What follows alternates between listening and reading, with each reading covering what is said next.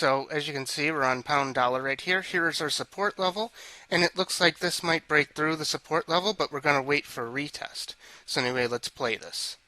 Okay, as you can see, it dropped, and as you can see right there, it went straight back up. So now what we can do is we can see that it's starting to reject this support level right here, and this is starting to become resistance. So now what we're going to do is we're just going to place our trade, and we're going to enter it right about here, and we're going to keep our stop loss just a little bit above this support area here, and we're going to go for a 1 to 2 risk to reward. All right, now let's play this out. As you can see, it dropped, keeps going back up.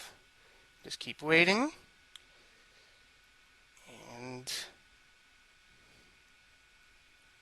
soon enough, do this on 10, and as you can see, we hit our profit target. All right, thanks for watching.